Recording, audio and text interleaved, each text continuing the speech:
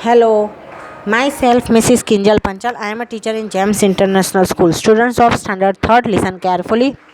Students, how are you? I hope you are very fine in your home. So, students, in this video, I will continue our Unit 3. Okay? ये video में मैं आपका जो unit 3 है वो continue करूँगी. Actually मैंने इसके हार्डवर्क आपको एक्सप्लेन कर दिया है, उसके बाद थोड़ा सा एक्सप्लेन किया था. तो आज मैं ये वीडियो में आगे का जो है वो कंटिन्यू करूँगी. ओके, तो first year open English text book unit 3. Okay students, मैंने ये वाला सब पढ़ा दिया था आपका.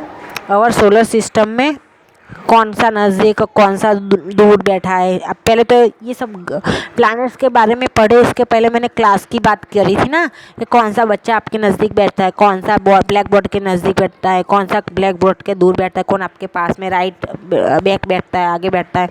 ओके, ये सब बातें हुई थी. तो उसी तरह सन होता है, सन से नज़दीक कौन सा होता है, दूर कौन सा होता है. ओके, तो ये सब 8 प्लानट है और सन भी एक प्लानट ही है. यहाँ 8 लेकिन हम बोलते हैं, आपने कभी सुना होगा 9 प्लानट है, तो वो सन को काउंट करके है. ओके, यहाँ 8 की बात नाम दिए हुए और सन का नाम नहीं दिया है. ओके, तो ये सब मैंने इन्फॉर्मेशन आपको दी थी ना बच्चों.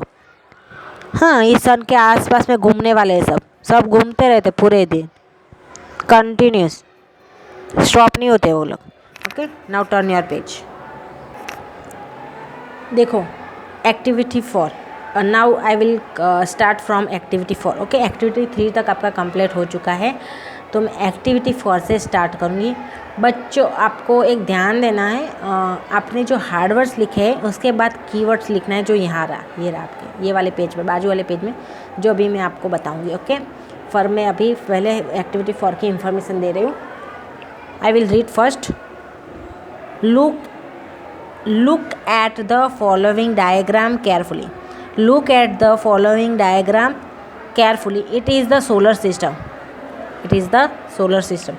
The sun is at the center of the solar system. The sun is at the center of the solar system. ये रहा सेंटर में है ना, वो sun है, sun.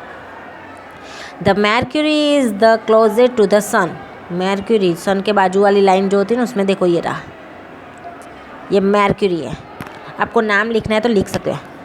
ओके, यहाँ पर सन के बाद ये रहा, ये रहा. ओके, इसी तरह आप नेम लिख सकते हैं. मर्क्यूरी है, फिर क्या है, 2 नंबर का कौन सा है, सन, मर्क्यूरी, ये रहा, यहाँ वेनस. ओके, वेनस के बाद है अर्थ. अर्थ 3rd नंबर का कौन सा है, सन 1 2 3, ये रहा अर्थ, सॉरी अर्थ. ओके, फिर 4th है मार्स.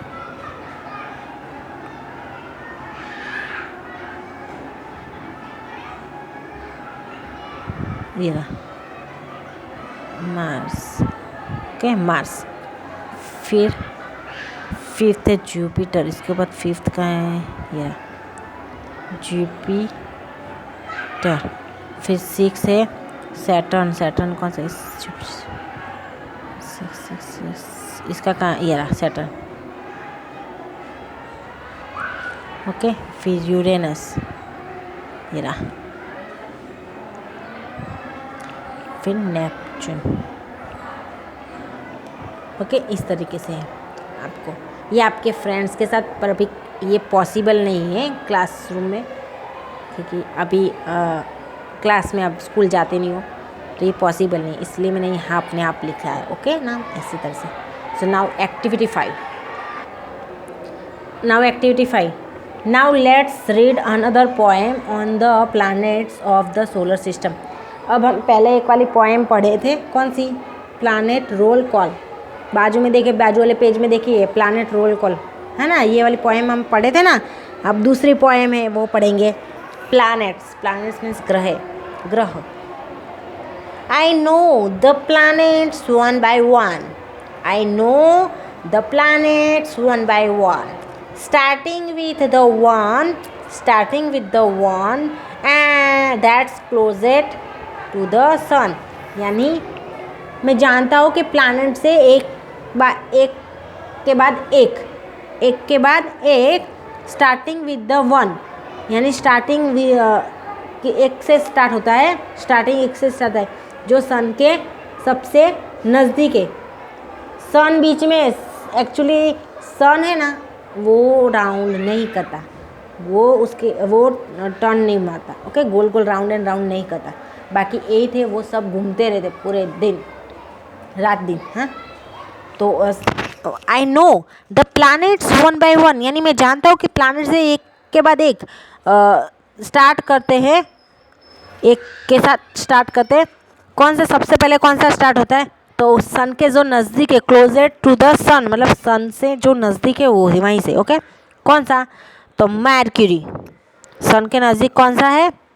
पहले मरक्यूरी घूमता है, वो अपने सन के नज़दीक में मरक्यूरी घूमता है, बाद में वेनस घूमता है, फिर अर्थ घूमता है एंड मार्स घूमता है। Okay, are the first four among the stars, are the first four among the stars, यानी ये जो चार है, Mercury, Venus, Earth and Mars, ये चारों है ना, ये स्टार्स के लगभग अमोंग मीन्स बीच में ही है। ओके, ये स्टार्स जो है ना उसके बीच में ही। जुपिटर, सैटर्न, यूरेनस, नेपच्यून, वो चार के बाद मार्स के बाद कौन सा आएगा? Jupiter, Saturn, Uranus and Neptune. Okay, are the next planets in tune, are the Jupiter, Saturn, Uranus, Neptune are the next planets in tune, are the next planets in tune मतलब क्या होता है? उसके बाद तुरंत ये आपको अलग से कोई प्लैनेट है उसका नाम नहीं बोलना पड़ेगा। ये 8 के नाम है ना, एक ही साथ आता है, यानी ट्यून मतलब एक ही सुर में आता है। Mercury, Venus, Earth, Mars, Jupiter, Saturn, Uranus, Neptune. Okay, तो इसके बाद यही लेना ही पड़ता है ना, क्योंकि उसके बाद 9 का 10 नहीं होगा, 9 का 8 नहीं होगा। ओके,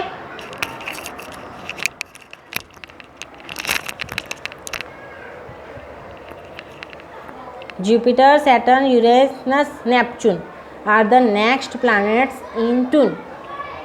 तो इसके बाद ये 8 ट्यून मतलब एक ही सुर में, ट्यून मतलब एक ही सुर में। 9 के 8 नहीं होगा, 9 के 10 नहीं होंगे।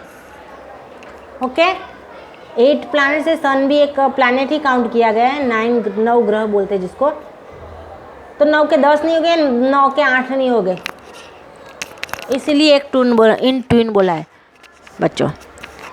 इसमें अलग अलग नहीं होगा, आपको नाम बोलना है तो Mercury, Venus, Earth and Mars, Jupiter, Saturn, Uranus, Neptune, ऐसे साथ में बोलना पड़ता है, इतने ग्रह। Neptune is the farthest one from the sun, Neptune is the farthest one from the sun. Neptune जो है वो सन से दूर है, बहुत दूर है, सबसे दूर नेपच्यून ही है। I know the planets one by one, मैं जानता हूँ कि प्लैनेट्स एक के बाद एक, मतलब एक के बाद एक, मतलब एक के बाद एक राउंड करते ही रहते, उनका कंटिन्यूस चलता ही रहता है। Okay, now facts about the earth. अब हम लोग अर्थ के बारे में फैक्ट्स करें, फैक्ट्स अबाउट अर्थ। अब मैं आपको थोड़ा सा एक्सप्लेन करना चाहती हूँ, I want to give some information about Earth. Okay, मैं कुछ रीड करूँ उसके पहले कि अर्थ ऐसा आपने सोचा है कि पृथ्वी गोल है ना, पृथ्वी गोल है। फिर दूसरा ये एक अर्थ ऐसा प्लैनेट है जहाँ हम लोग रहते हैं, यानी यहाँ जीवन जो है वो पॉसिबल है। जीवन मतलब पॉसिबल है, मतलब जीने के लिए जो ज़रूरी है, नेसेसरी चीज़ें, जैसे पानी वो अर्थ पर है, ऑक्सीजन जो हवा, ऑक्सीजन वो भी यहीं ये प्लैनेट पर ही है, अनाज खाने के लिए जो ये प्लैनेट पर, यानी ये प्लैनेट पर सब है। बाकी किसी भी प्लैनेट पर अभी तक पॉसिबल नहीं है कि कोई इंसान वहाँ ज़्यादा दिनों तक जिंदा रह सके। ओके, और एक प्लैनेट एक ऐसा है, ये अर्थ ऐसा प्लैनेट है जहाँ ये सब पॉसिबल, इसीलिए अर्थ एक ऐसा बोला जाता है कि अर्थ में जीवन जो है हमारा पॉसिबल है। ओके, बाकी किसी अभी ऐसे साइंटिस्ट सब है, बाकी सब प्लैनेट से वहाँ जाते हैं, लेकिन उतना उनको अभी सक्सेस नहीं मिला है। ओके, जितना उन लोगों को चाहिए थे, एक्सपेक्टेशन था, उतना वो लोग अभी अचीव नहीं कर पाए। ओके, तो facts about the earth. Earth is a small Earth is a small rocky planet which supports a variety of life। देखो मैंने अभी बोला ना, अर्थ इज़ अ स्मॉल है, इतना ज़्यादा बड़ा नहीं है। Earth is a small rocky planet. Rocky means खड़क जो होता है, पत्थरों वाला प्लैनेट है। ओके, वो बड़े बड़े पत्थर से होते हैं ना, उस वैसा प्लैनेट है जो which supports a variety of life. मतलब जो अलग अलग तरीके की जो लाइफ होते हैं, हर एक लोग जो, जैसे एक इंसान ही हमारी अर्थ पर नहीं है, हम सिर्फ इंसान है नहीं, सारे क्रिएचर्स है, एनिमल्स, बर्ड्स, वो सब, यानी वो वैरायटी ऑफ लाइफ बोलते हैं। ओके, उसको वैरायटी ऑफ लाइफ बोलते हैं। एक ही तरीके के जीव होते हैं वो नहीं है, अलग अलग तरीके के हर एक जीव है जो अर्थ पर है। Okay, animals, bird, insects, water animals, land animals, बहुत सारे ऐसी वैरायटी है, समझे, लाइफ की, यानी बहुत सारे। सेकंड है Earth is the third planet from the sun. ये तो पता ही है आपको कि अर्थ है वो सन से तीसरे नंबर का प्लैनेट है। अर्थ जो है वो सन से तीसरे नंबर का प्लैनेट है। It is the fifth largest of the 8 planets।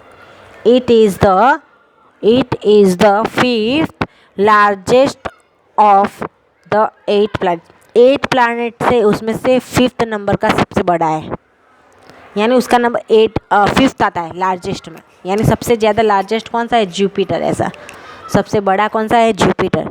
और अर्थ का कौन सा नंबर आता है? Fifth number. ओके, तो ये वाला आपको याद करना पड़ेगा बच्चों। ये वाला है ना, facts about the IMP। Okay, ये वाला आपको याद करना पड़ेगा और it's compulsory. Activity 6 now read the following story. यहाँ एक स्टोरी है जो आपको रीड करनी है। मैं रीड करूँगी और आपको एक्सप्लेन करूँगी। ओके,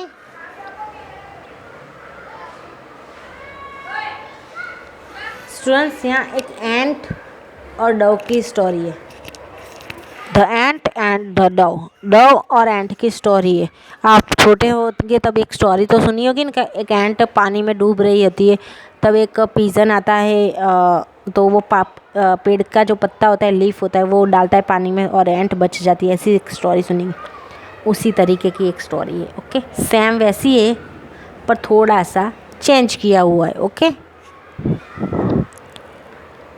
हाँ स्टूडेंट्स, मैं आपको पहले आपने जो मैंने यूनिट 3 के जो हार्डवर्ड्स आपको सिखाया था ना, हार्डवर्ड्स बोर्ड पर, वो आपको नोटबुक में लिखना है। उसके बाद ये वाले कीवर्ड्स हैं ना, वो आपको नोटबुक में लिखना है। ओके, ये वाले कीवर्ड्स है वो आपको इंग्लिश की नोटबुक में लिखना है। ओके, उसके बाद मैं और भी आपको लिखवाऊँगी। On his way home an ant saw a sparkling fountain। He crawled on to its wall to take a closer look। अब उसके घर जाने के रास्ते में, यानी एंट थी, चींटी, वो अपने घर जा रही थी, यानी उसके रास्ते पर एंट ने क्या देखा? स्पार्कलिंग फाउंटेन, मतलब फाउंटेन देखा जो पानी निकाल रहा था। ऐसा बंद फाउंटेन नहीं था, चालू फाउंटेन वाला। और वो धीरे धीरे सरकती वो जो फाउंटेन है उसकी दीवार पे चढ़ी, और क्यों ना गई नज़दीक देखने के लिए। फाउंटेन को नज़दीक से देखने के लिए वो वहाँ धीरे धीरे नज़दीक सरकते गई।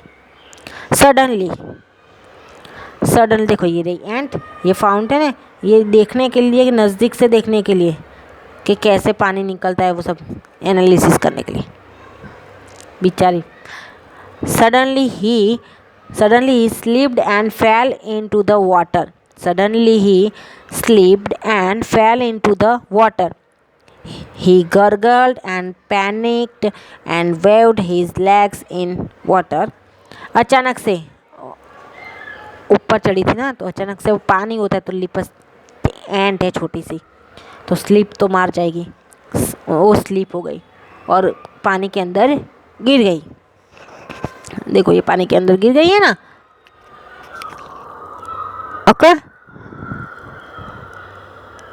हाँ पानी के अंदर गिर गई है ना। हाँ, तो ये पानी के अंदर गिर गई।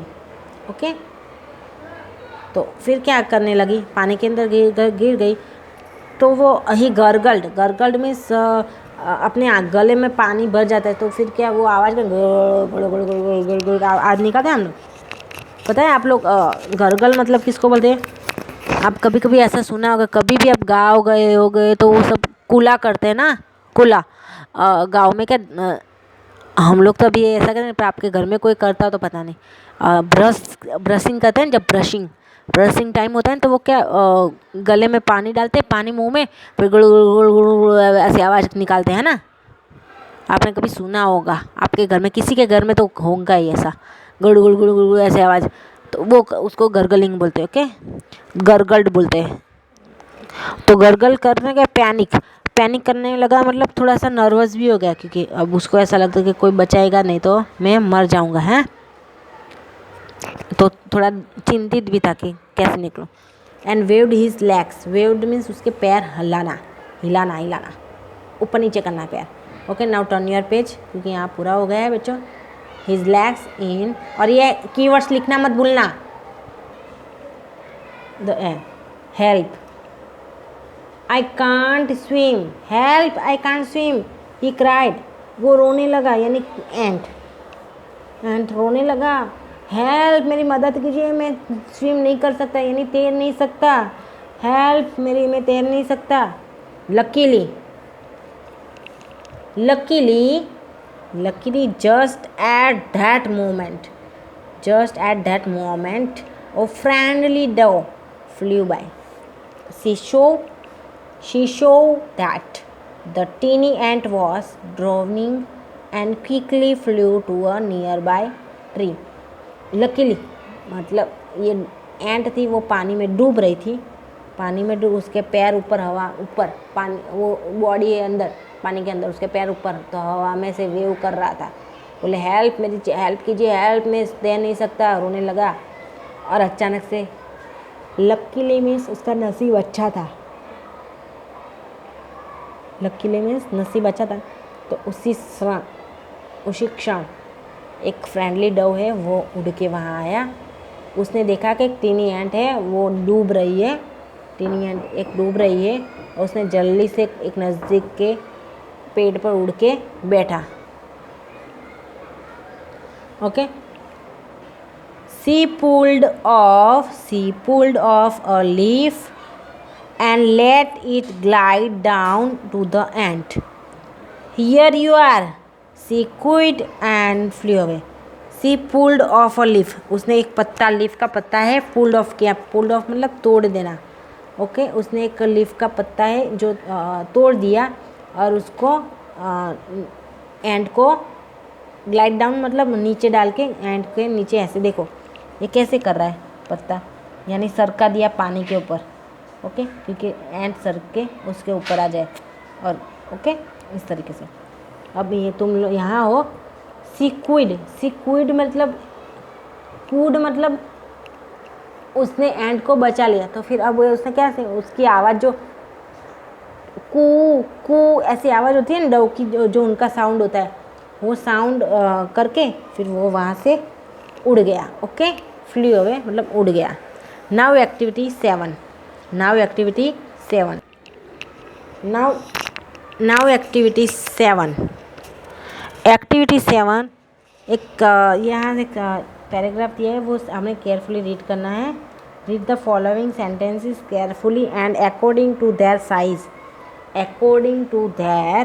Size arrange the planets from the largest to the smallest. यहाँ ये सेंटेंस है, केयरफुली हमें रीड करना है, और उसके बाद उसके साइज़ के अकॉर्डिंग हमें अरेंज करने प्लैनेट्स, इनके साइज़ के, यहाँ देखो बड़ा छोटा छोटा छोटा छोटा छोटा छोटा छोटा, इस तरीके से प्लैनेट्स हमें उसमें 4 के नाम तो दिए गए। अब हमें ये सेंटेंस समझ के लिखना है। ओके, तो अभी मैं आपको रीड करूँगी और सेंटेंस भी एक्सप्लेन करूँगी। Listen, the mercury is the smallest of all 8 planets. The mercury is the smallest यानी सबसे स्मॉलेस्ट ऑफ ऑल 8 प्लैनेट्स, यानी सारे 8 प्लैनेट्स हैं, 8 के 8 प्लैनेट्स, उसमें मर्क्यूरी सबसे स्मॉलेस्ट है। तो यहाँ मर्क्यूरी सबसे स्मॉलेस्ट है। देखो मर्क्यूरी का नाम लिख दिया है, सबसे छोटा है वही है ना, स्मॉलेस्ट मतलब सबसे छोटा। The Jupiter is the biggest of all. The Jupiter is the biggest of all, सब में जुपिटर है वो सबसे बड़ा है। तो कौन सा, ये वाला जो अब लिखा नहीं था मैंने लिखा है। ओके, जुपिटर सबसे बड़ा है। The Venus is the 6th in size. The Venus है वो 6 इन साइज है, तो वेनस है 6 नंबर का। Okay, the earth is the 5th, तो अर्थ 5th 1 2 3 4 5। Okay, earth. The Uranus is bigger than the Neptune. Neptune से यूरेनस बड़ा है, तो नेपच्यून से यूरेनस बड़ा है। आ गया, ये भी आ गया।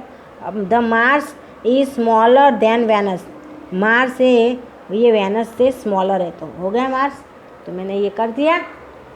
सो स्टूडेंट्स, आज के वीडियो में हम एक्टिविटी 7 तक कंप्लीट कर रहे हैं। नेक्स्ट वीडियो में हम एक्टिविटी 8 से कंप्लीट स्टार्ट करेंगे। Okay, so bye. Okay, bye.